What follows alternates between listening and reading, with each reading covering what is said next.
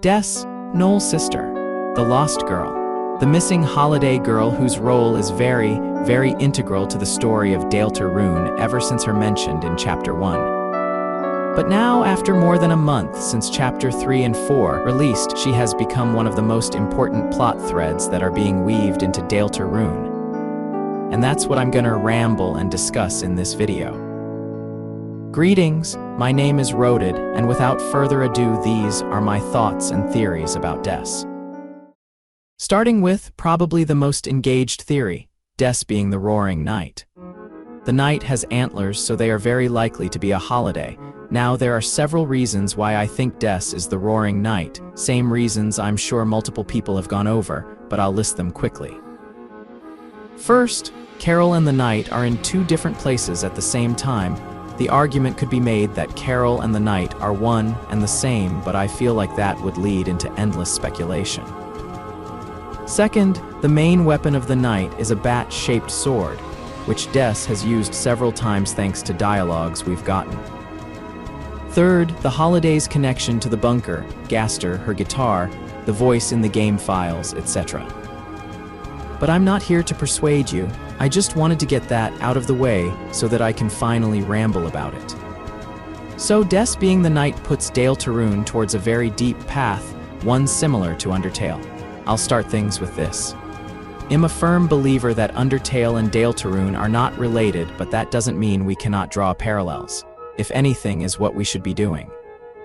Of course, there are other games that Toby Fox has mentioned that I think can also help us in the future establish a better picture of Deltarune's story, those being Mother 3 and Omori. I won't get into spoilers for those games, but parallels can be drawn, and this rambling will feature one that connects it to Mother 3. And for those that have played that game, I'm sure you've noticed the parallels while playing. We know the knight and Chris are connected and working together. This is clear by the phone calls we see taking place in Chapter 4, and by where it specifically uses a special speech bubble for it, one that does not appear in the weird route when Carol calls you instead. But also with Chris kneeling once you manage to best the roaring knight in the fight. I will mention Carol's speech pattern and the one on the phone are completely different, so I do not think it's her but the knight itself. But why am I bringing up the phone calls? They are very important because it shows the relationship Chris and the knight have, and there is dialogue that is hinting that their relationship goes very, very deep to the point it could be someone Chris has known for a very long time. Don't forget. Promises are powerful. That's why I believe the knight must be someone from Chris's past during the time where both the holidays and the dreamers were together. And by pure process of elimination, it must be Des. Now, why exactly Des? Why would Chris have such a deep connected relation with Des? First, it's their names, December, Christmas, the day of Christmas 12/25 being referenced several times. These are way too many connections for these two than just neighbor friends. Except there's one discrepancy, and it is the main subject I want to ramble on, and that is Chris compared to everyone else is a human. Why would a human have such a deep connection to another character if they weren't kin or the same in one way or another? Yes, I think Des is a human. First off, Chris being the only human in town feels very off, and I really don't think he will be the only one through this story. But also is the clear parallel between Undertale and Deltarune that we have. In Undertale, it was the story of the 7 humans and therefore Kara and Frisk. Those two are very integral to the plot. That I believe we are seeing the same thing happen in Deltarune. I'll remind you that, during Undertale, the twist of Kara isn't revealed right until the end. Second, and this has been talked about, is the several human shoes and clothes in her wardrobe. I'm aware that in Des's room there's a box with a lot of items and stuff, but these are clearly not Des, but stuff she has collected from the several times she and her sister have hung out with the Dreamers. Let me address some of the elephants in the room after what I said. First is Tenna's flashback, where we get to see out first look at Des. Now she clearly has horns. She seems to have deer ears, but Chris is also wearing his red horns hairband as well. Who's to say Des is not doing the same? Maybe Des isn't doing it because she wants to be a monster but to make Chris feel not left out, supporting him since they are kin souls, humans. Second is ambiguous in my opinion. Sans does mention her in Undertale in one of the exclusive console rooms. Now the way he mentions it is weird, saying the antlered girl and her big sis. If we remove all that we know of Deltarune, the way he says this makes the antlered girl stand out, implying her big sister doesn't have antlers. Now second of all, Undertale is not related to Deltarune, and I honestly consider this teaser breadcrumbs for Deltarune similar to the Goner Clam Girl and Susie. Those are my thoughts about those two biggest pieces of evidence against this theory. Moving on from that. Her wardrobe is what ties everything together. A green and yellow sweater, the iconic sweater. Why would Des wear this? I've seen people say that it's Asriel's, however I'm gonna raise a question to you about this. Have you seen Asriel in Deltarune wear this specific sweater? Because the only time we've seen it wasn't on Deltarune, but in Undertale. That's why I think that sweater is owned by Des and therefore her and Chris are connected. Of course, this doesn't exactly explain the age gap between the two characters, but it could be possible that similar to Undertale, that every couple of years a human appears in the monster town, except maybe in Deltarune, Des and Chris are the first ones that have appeared instead of being the last ones like in Undertale. Or it could be following the same events. Who's to say the prophecy we've been hearing is not an endless cycle, but this is mere speculation, going back to Des. I have more thoughts regarding Des being a human, and this one is connected to the Dark Fountains themselves. Now, ever since Chapter 1, we weren't really sure who was making these dark fountains, and it wasn't until recently that we have confirmed two culprits, Chris and the Roaring Knight. The dark worlds we have visited so far, they've all shared a similar aspect and look to them. They looked like different worlds, but they maintained a similar style per se.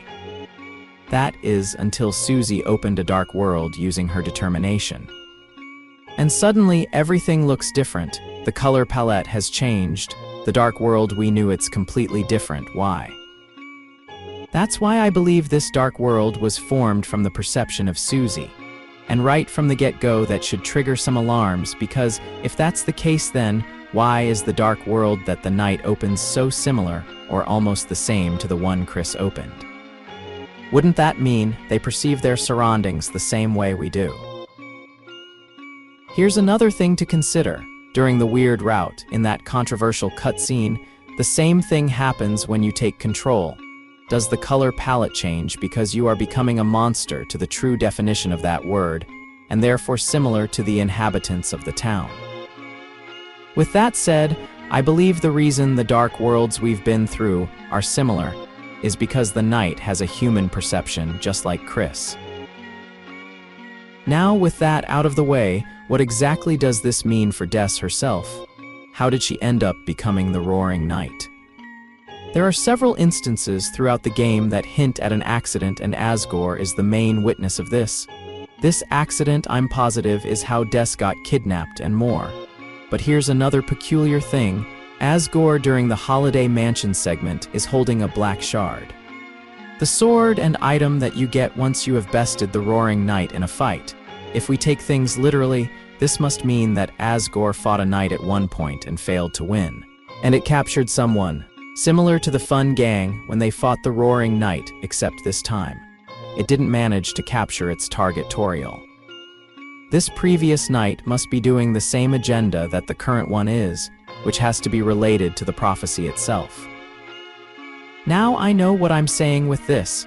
It would mean that there was a prior prophecy, and therefore another set of heroes, and I firmly believe this only because of one important piece of information. We all know Dragon Blazers, right? Before we step in, I'll remind you, Jerson explicitly says how the prophecy has been adapted and turned into books, music, and games.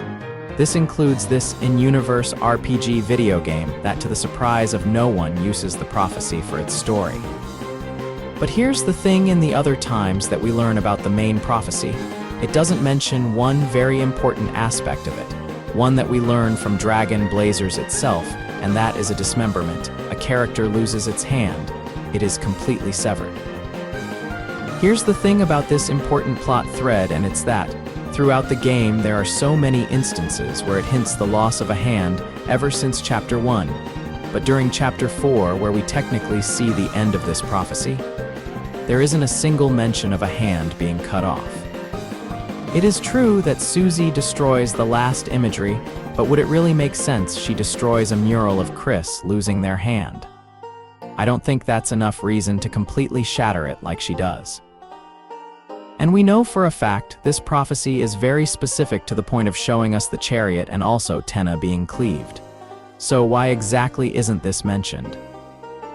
Because I believe this is telling a past event in the prophecy, one where it could very well be Asriel, Des, and Chris being the previous heroes.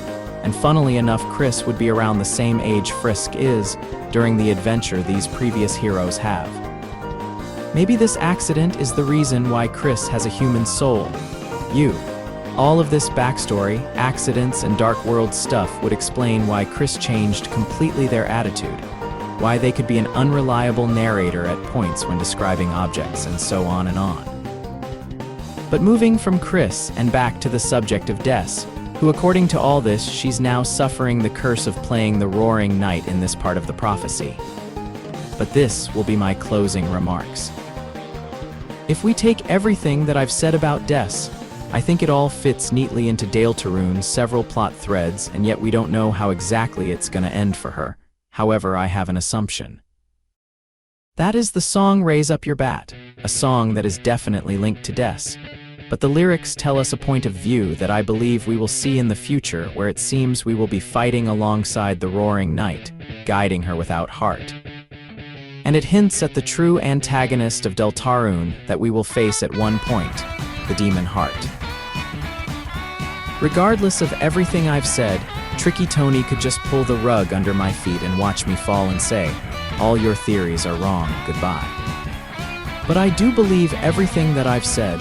It's not the fact that I want my theories or thoughts to be right, but more of that I think this makes sense narratively in my head, and I wanted it to get it out there. With that said, I hope you enjoyed watching this as much as I enjoyed giving this type of video a try. I'm not sure if I'll make more of these videos since, personally, I just wanted to get my thoughts about Des out there, but yeah, hopefully.